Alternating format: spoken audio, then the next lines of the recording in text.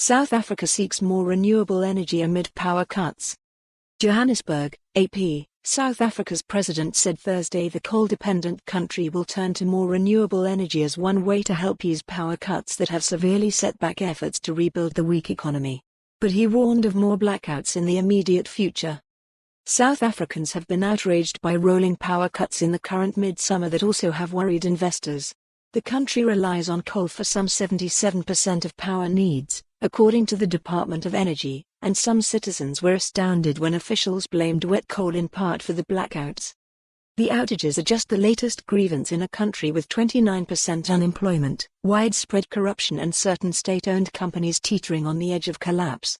The economy is estimated to grow by less than 1% this year, and more than half of young people are without jobs.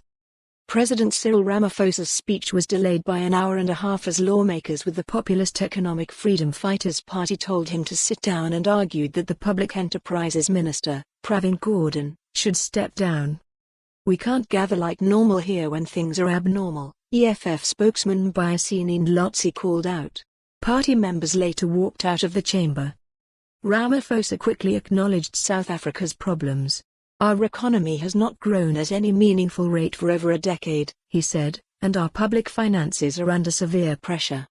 The president warned that the debilitating power blackouts will continue as the struggling power utility, Eskom, makes needed changes including long-delayed maintenance.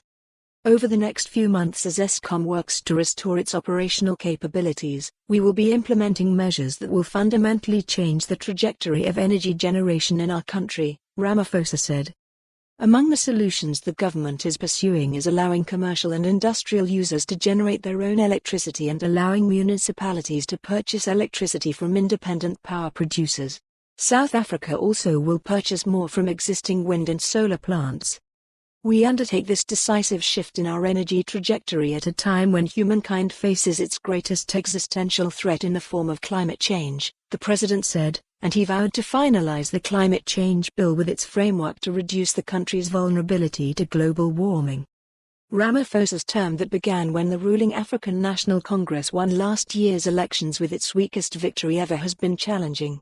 He has promised to eradicate corruption after his predecessor resigned amid scandal and has vowed to turn around the economy and create jobs for millions of people. But Ramaphosa faces growing calls to provide clear solutions for the country's pressing issues. For more on this story, visit the news article link.